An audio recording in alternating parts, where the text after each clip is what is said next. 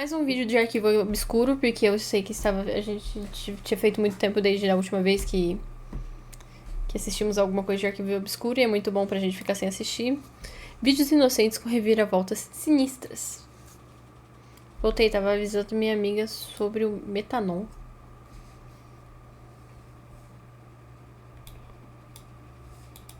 Vamos, tá saindo som? Vamos? Tá saindo som?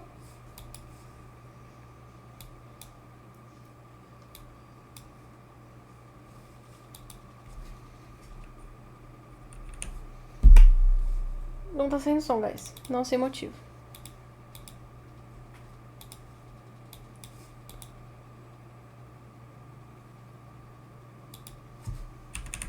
Obrigado pelo oi, YouTube. Aparentemente o querido não tá querendo... Tá saindo som pra vocês? Porque pra mim aqui não tá parecendo que tá saindo som.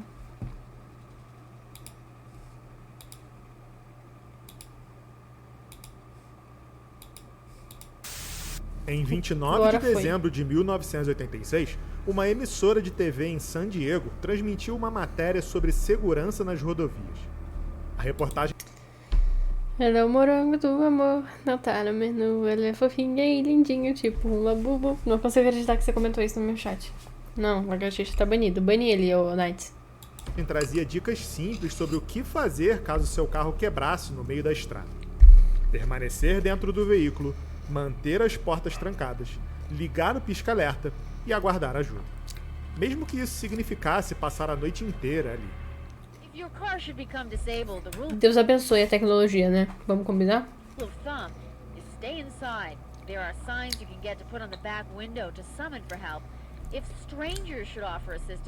Tell them to call police or the CHP. Just stay in the vehicle, lock all the doors, turn on the emergency flashers, and wait for help to come. Even if you have to wait all night, it's better essa praga é for mod. the safety of your vehicle and spend the night than to try to walk and get assistance. A matéria também incluía uma entrevista com o patrulheiro rodoviário do estado da Califórnia, Craig Pyre, que reforçou um alerta sobre abandonar seu carro e confiar demais em estranhos. Anything can happen. Being a female, you could be robbed if you're a male, all the way to where you could be killed. Once you get in that other person's car, you're at their mercy. Ao fim, o policial ainda aparece dando orientações a um motorista. Se a gente parar pra pensar, a vida é realmente muito assustadora, né? Qualquer coisa de ruim pode acontecer com a gente a qualquer momento. Loucura. Que acabou ficando sem combustível e saiu andando pela rodovia a pé para procurar um posto de gasolina no meio da noite. The bottom line, though, is that preventing all this trouble is easy. Be sure your car works, and as simple as it sounds, be sure you've got gas. Because even if you're lucky enough to get some, you still may be taking your life in your own hands. Do you realize how dangerous it is? Yes, I realize. In fact, I was putting the gas in, and a 18-wheeler came by and almost blew me away. Você é louco. Truthfully. A reportagem parecia uma simples prestação de serviço. Mas, na verdade, ela foi ao ar em resposta a um crime terrível ocorrido em San Diego apenas 2... Imagina te inscreverem pra ser mesário. Ou isso é uma grande vingança de ex. Se você tiver acesso ao CPF do seu namorado, é bom sempre ter acesso a CPF de pessoas que você se relaciona, porque se te trair, fizer qualquer coisa que merece uma vingança, inscreve o cara pra ser mesário. Não edita foto minha, não. 2 dias antes. A vítima era Kara Knott, uma jovem de 20 anos, aluna honorária da Universidade Estadual de San Diego. Bonita pra caramba. Após passar o Natal com a família, ela decidiu visitar o namorado, Wayne Batista, que estava doente com uma forte gripe. Kara permaneceu com ele por 2 dias e na noite do dia 27 de dezembro, por volta das 8 horas da noite, ligou para o pai dizendo que já estava a caminho de casa. Já escrevi 3 amigos que me deram pix pra esse mesário só de zoas. Não ser amiga do Knights. A viagem não deveria durar nem 30 minutos. 2 horas se passaram e nenhuma notícia da moça. Seus pais começaram a se preocupar. Às 10 horas da noite, seu pai não aguentou mais esperar. Ele dirigiu até a casa de Wayne e quando chegou, o rapaz informou que a namorada já havia saído fazia horas. Começou então uma busca desesperada pela garota. Acompanhados por Wayne, vários membros da família de Cara saíram para procurá-la, fazendo e refazendo várias vezes a rota que ela deveria ter pego para casa. Apesar de terem dirigido a noite inteira, foi só às 5h15 da manhã que eles encontraram seu carro. Um Fusca branco parado em uma saída chamada Mercy Road, um trecho deserto da rodovia I-15. O vidro do motorista estava abaixado pela metade e as chaves continuavam na ignição. Todos os pertences dela estavam ali, mas a Cara havia sumido. A polícia foi acionada e rapidamente iniciou as buscas pela área. Pouco tempo depois, o corpo de Cara foi encontrado sobre uma ponte próxima dali, a cerca de 20 metros de altura.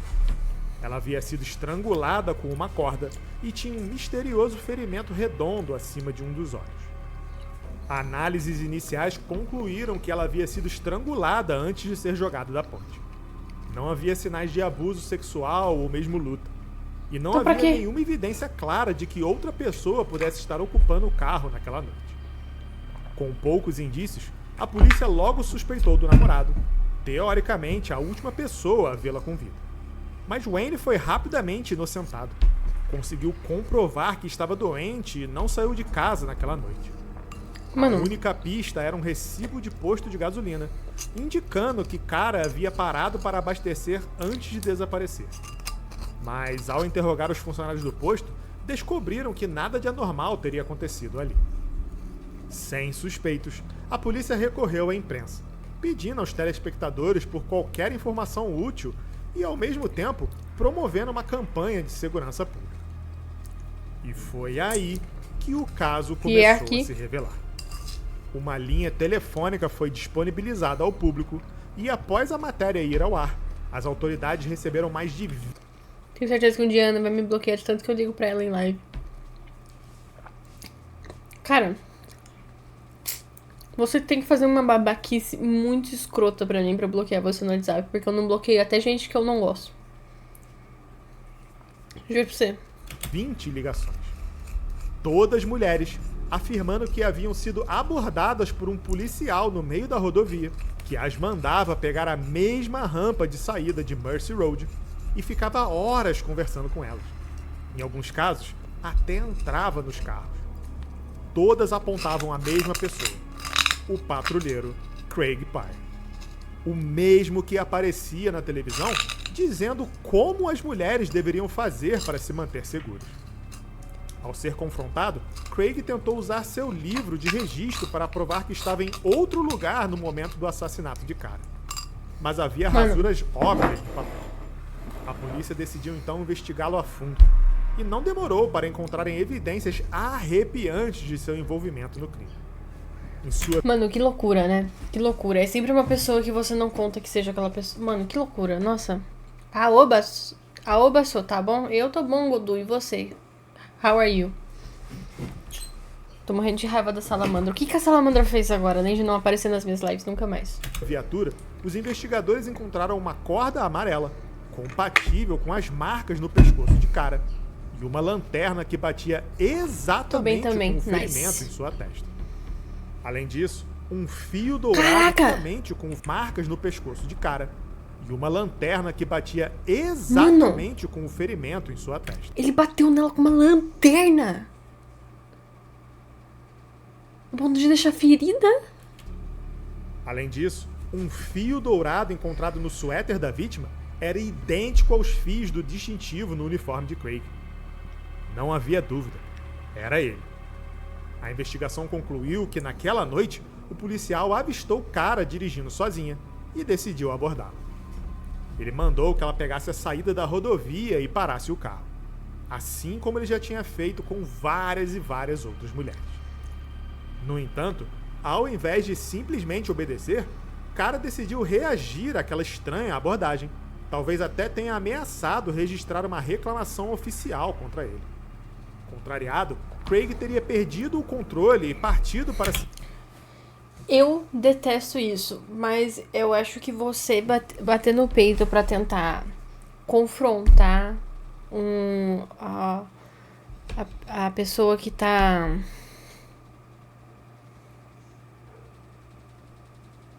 te oprimindo, seja de qual forma, eu acho que é pior. O negócio é meio que aceitar, não aceitar exatamente, mas fazer o que a pessoa tá mandando. Ir lá, entendeu? Foi lá, passou, e daí você denunciar aquilo, você falar aquilo, juntar prova contra aquilo, tá entendendo? Passei por uma situação recentemente que tive que fazer isso. Fingi que tava tudo bem, não, tudo legal, até eu chegar na minha casa em segurança, entendeu? Infelizmente pra gente mulher é assim. Você vai ter que... Vem com papo torto, alguma coisa assim, o negócio é não, tipo... Como é que fala? Tentar o máximo possível não ir pra lugar sem ninguém, esse tipo de coisa. Tentar ao máximo ficar em lugares movimentados, não ficar sozinho. Mas se acontecer alguma coisa, aceitar e fingir que você tá levando aquela situação com normalidade, tá entendendo? Porque se você demonstrar que você tá desconfortável, que você não tá concordando com aquilo, que você vai fazer alguma coisa sobre, pode acontecer isso que aconteceu com ela. Infelizmente, o único recurso que nos resta é esse. Principalmente contra um policial. Eu ando sendo sequestrada, só aceita. Quase fui. Semana retrasada. Não sei se eu posso falar muito sobre. Pois tem um boletim de ocorrência aberto contra. Mas é por isso que eu estou falando. Eu imagino que eu só tenho chego em segurança na minha casa porque eu fingi que nossa, sim, você tá super certo. Eu concordo super com isso que você tá fazendo comigo agora, entendeu?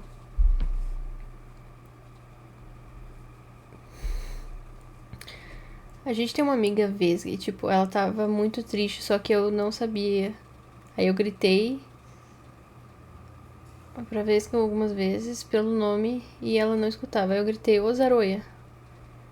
Aí ela veio e, tipo, eu tinha esquecido o que eu ia falar. E eu falei que não era nada. Aí a salamandra puxou meu cabelo com muita força. E, tipo, meu pescoço foi pra trás. Detalhe, meu pescoço tava doendo. Aí eu fiquei com muita raiva porque ela me xingou e tal.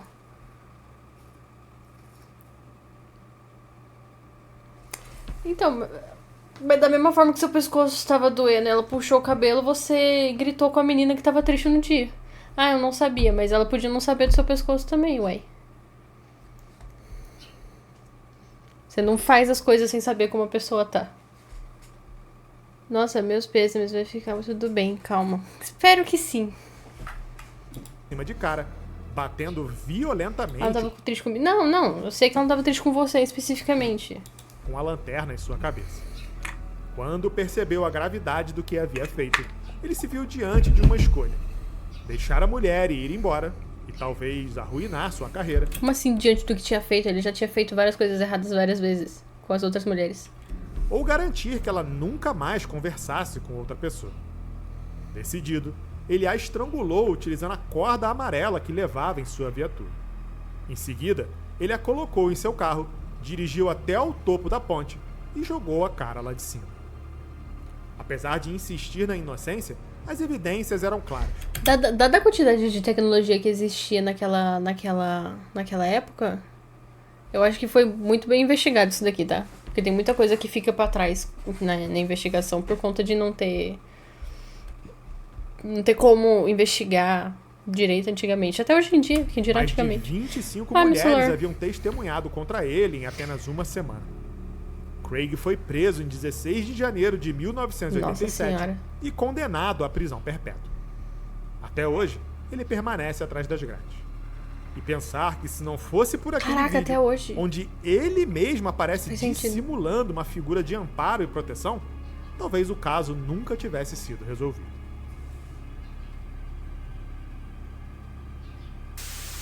Oi, tudo bem? Eu sou o Rafa, a voz por trás do Arquivo Obscuro.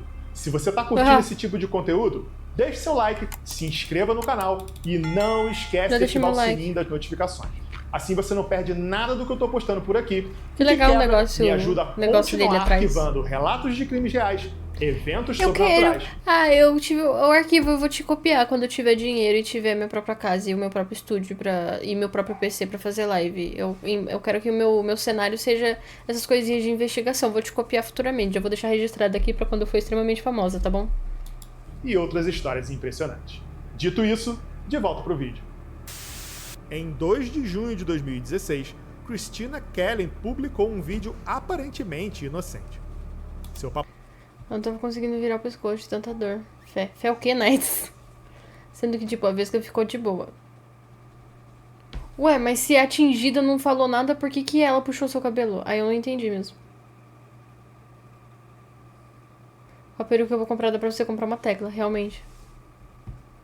O papagaio Bud estava falando, imitando vozes e frases completas, como se fosse um ser humano.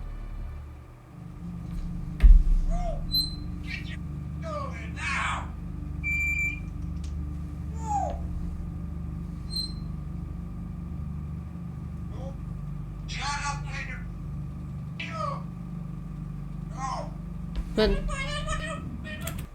pássaro é um negócio muito bizarro.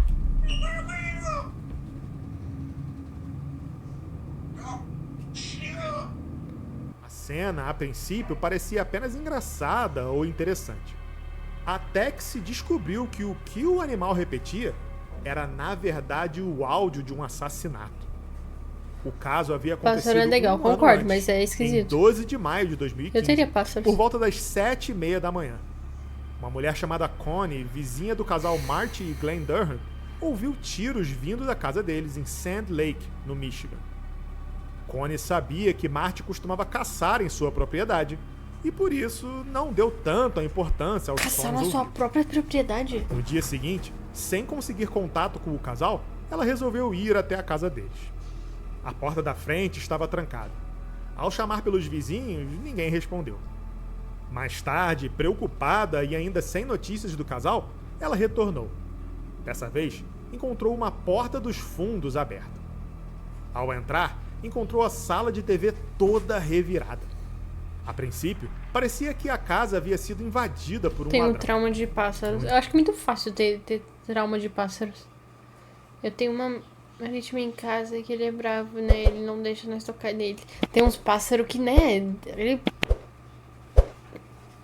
Você aí, ele aqui. Tanto, um clima sinistro tomava conta do interior da residência. Logo em seguida, ao adentrar o quarto do casal, Connie fez a tão temida descoberta. Os corpos de Marty e Glenn estavam estirados no chão, cobertos de sangue. Ela correu para pedir ajuda e, surpreendentemente, Glenn ainda estava vivo. Mesmo baleada na cabeça, ela sobreviveu. Marty, no entanto, não teve a mesma sorte. Ele foi alvejado 5 vezes e morreu na hora. Queria uma A coruja. polícia descobriu Nossa. um revólver da hora. escondido sobre o sofá, além de cartuchos e balas espalhados pela cama. O local realmente parecia uma cena de assalto mal executado. Mas algo não batia. Não havia qualquer evidência de uma terceira pessoa. Analisando o celular de Glenn, descobriram que ela havia pesquisado exatamente aquele modelo de arma 2 dias antes do crime. Também haviam mensagens de despedida enviadas à sua mãe, além de 3 cartas escritas à Mano, mão. mentira que ela foi pra poupou o cara e poupou ela depois. E ela conseguiu não fazer o mais difícil, que é não conseguir poupou ela mesma. Para os filhos, com pedidos de desculpa. 5 meses depois, em outubro de 2015, Glenn havia se recuperado o suficiente para conseguir dar seu depoimento e negou tudo. Disse que não se lembrava de nada. E como também estava ferida, os policiais não Tenho medo de podiam falar descartar palavras aqui no completamente a YouTube. possibilidade de um invasor. Sem outras pistas, a investigação esfriou. Até que Bud, o papagaio, começou a repetir frases estranhas, sempre em tom de briga, e finalmente solucionou o caso.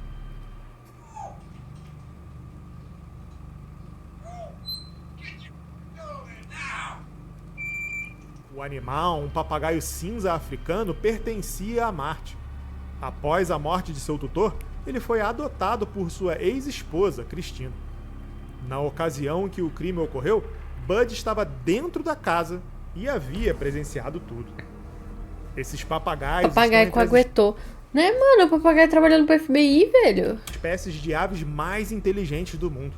São excelentes imitadores, compreendem Microfone. integralmente o significado de algumas palavras e tendem a repetir mais frequentemente o que escutaram em situações de estresse elevado. Foi exatamente por isso que, mesmo vivendo com Cristina já há cerca de 1 ano, Bud continuava repetindo várias e várias vezes o mesmo diálogo. Probably about a month or so after Bud got here, I would hear him scream and squawk, and it would happen a lot at nighttime. But then one day, literally, he just kept going over and over again, the same and it sounded like 2 different voices. And I was just so freaked out that I took it upon myself to record it. Assustada, Cristina gravou um vídeo e levou até a polícia. Entre os gritos e xingamentos repetidos pelo animal, uma frase explicava exatamente o que havia acontecido.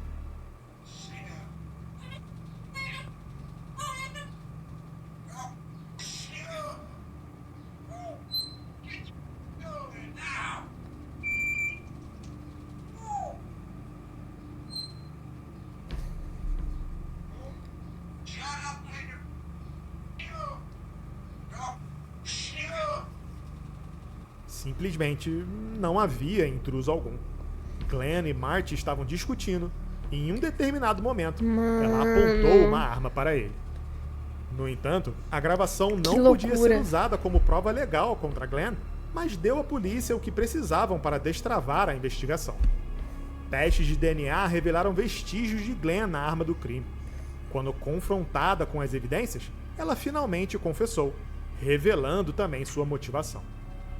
Aparentemente, Marty, que estava afastado do trabalho e recebendo apenas um auxílio-doença, vendia ilegalmente seus remédios para conseguir pagar todas as contas.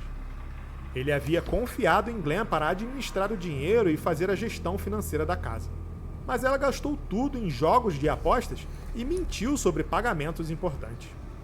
Marty descobriu a verdade quando o banco anunciou que tomaria a casa em que Meu eles Deus, moravam. que dó deste cara, Ao pelo amor de confrontar Deus. Glenn, eles começaram uma enorme discussão e ela eventualmente atirou em seu marido. O cara tava afastado do serviço, recebendo só auxílio-doença, tava doente e mesmo assim só vendia... Mesmo estando doente, vendia os remédios dele pra tentar continuar mantendo a vida normalmente. Confiou na esposa pra administrar isso. A esposa apostou tudo e ele ainda foi o único que... Nessa situação toda, porque ela não sabe se morresse. Sem piedade. Em vez de lidar com as consequências de seus atos, Glenn decidiu que seria melhor orquestrar um plano em que simularia um assalto que deu errado. E assim ela atirou em si mesma. Assim, após a conclusão do inquérito, Glenn foi indiciada pelo assassinato de Marty, sendo presa em 24 de junho de 2016 e posteriormente condenada à prisão perpétua. Que bom.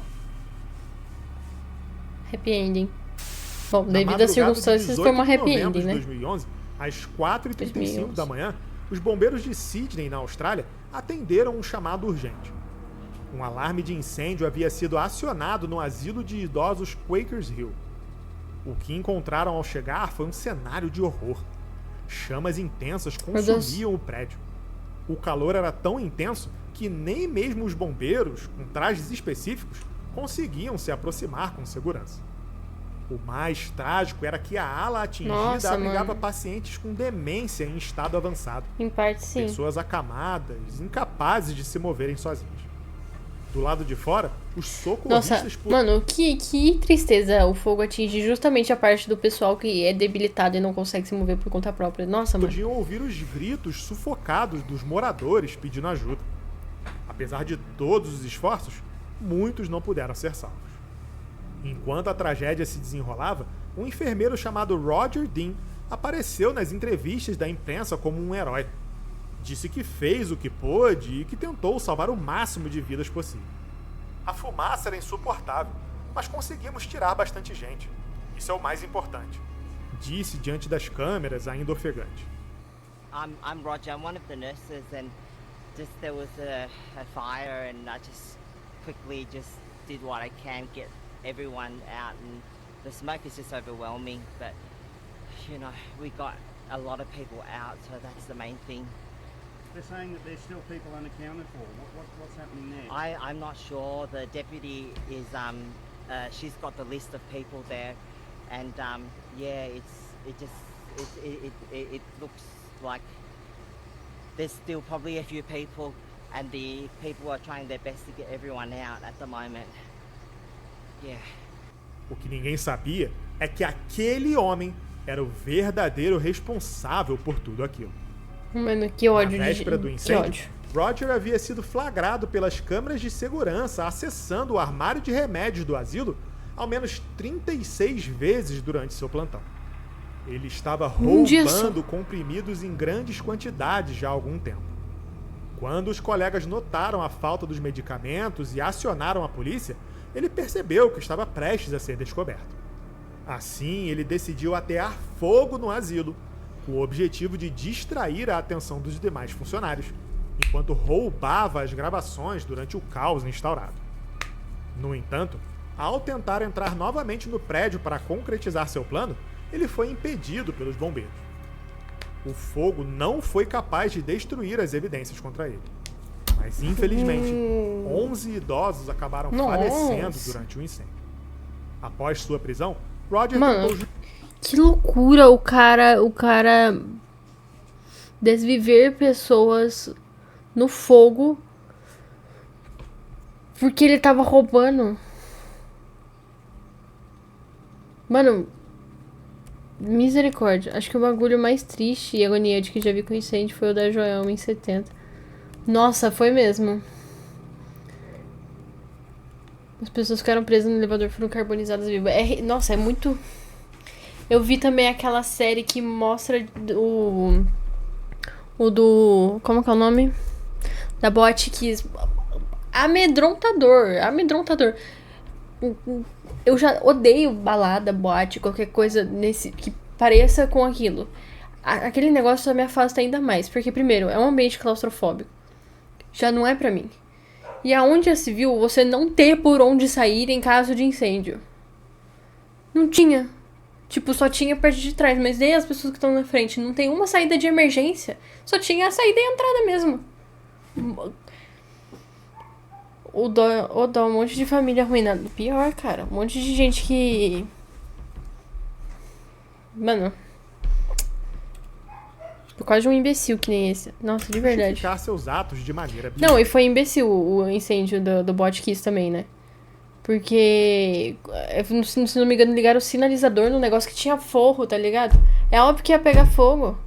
Pô, isso daí até um debilóide consegue saber de quem que foi a ideia, tá ligado? Os bagulhos de incêndio não estavam funcionando direito, os guardas não deixou passar pela saída que era justamente a única saída que tinha, que não era nem saída certa. Nossa. Na moral.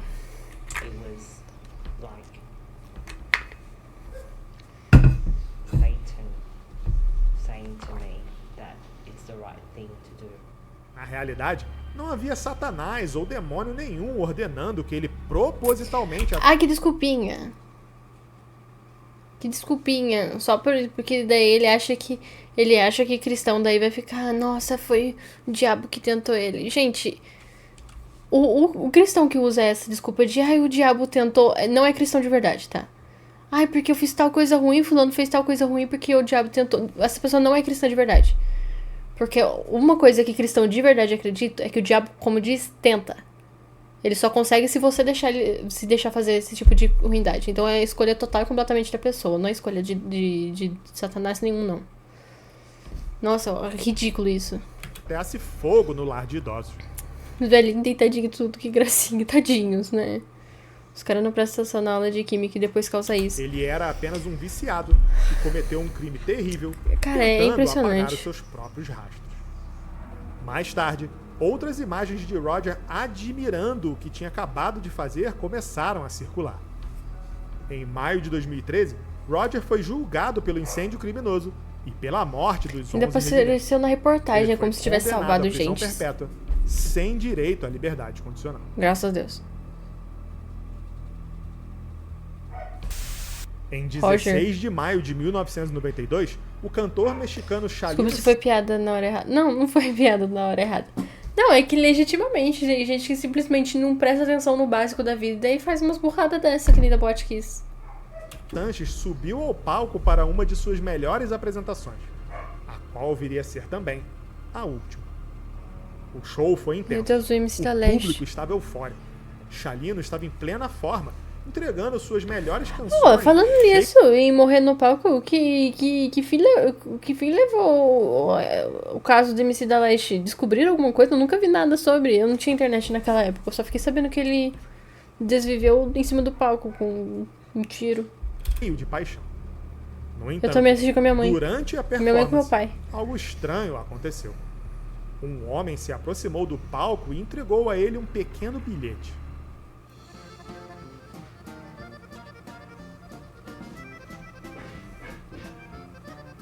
As câmeras registraram o momento em que Xalino leu a mensagem.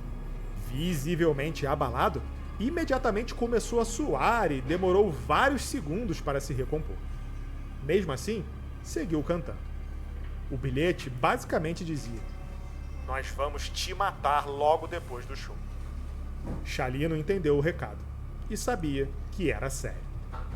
Para entender como um show como aquele poderia ter um final tão trágico, é preciso analisar a história de vida do cantor. Mano, Xalino como Sanches assim? nasceu em 1960 em uma região rural e violenta do México chamada Sinaloa. A população local sofria com uma enorme desigualdade social, na qual alguns poucos homens, ricos e poderosos, governavam a região à sua vontade. Fazendeira, nossa Aos boiadeira. 15 anos, Xalino matou a sangue frio um famoso traficante da região, chamado El Chapo Pérez, que havia atacado sexualmente sua irmã.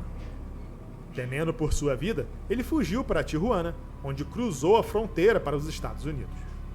Naquele momento, ele e seu irmão iniciaram um negócio. Faziam travessias ilegais dos mexicanos para os Não Estados descobriram Unidos. nada, podia ser qualquer coisa.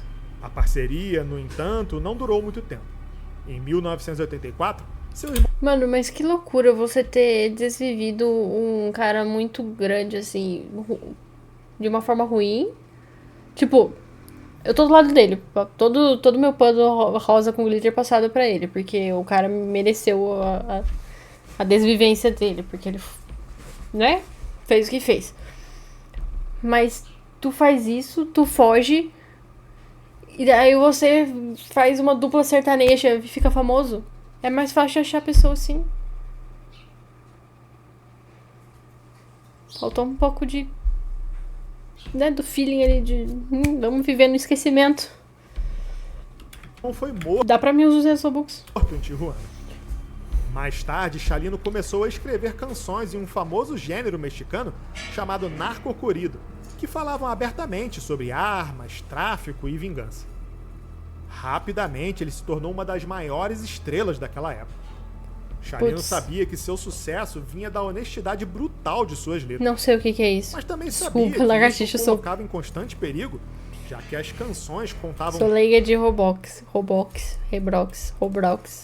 Como que aquela senhora fala? Rebox? detalhadamente episódios de sua vida e de sua família. Poucos meses antes daquele último show, ele já havia sido alvo de um atentado. Durante outra apresentação, um homem armado subiu ao palco e iniciou um tiroteio. A polícia não sabe se Xalino agradece ou dá revidou risada. com sua própria arma. O invasor foi atingido e morreu na hora. Outras 10 pessoas ficaram feridas. Xalino também foi baleado, mas sobreviveu por pouco. Foi do Mas Coachella naquele isso? dia de maio, ele não teve a mesma sorte.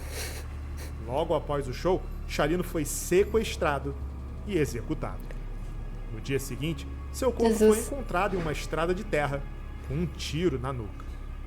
Infelizmente, a identidade dos sequestradores nunca foi descoberta e ninguém nunca foi preso. E provavelmente nunca será.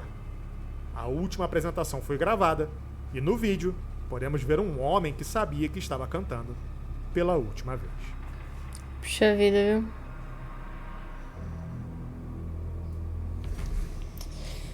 Nossa, foi... Não tinha nenhum caso ali que não ia pesar o clima pra acabar o vídeo, né? Poxa vida.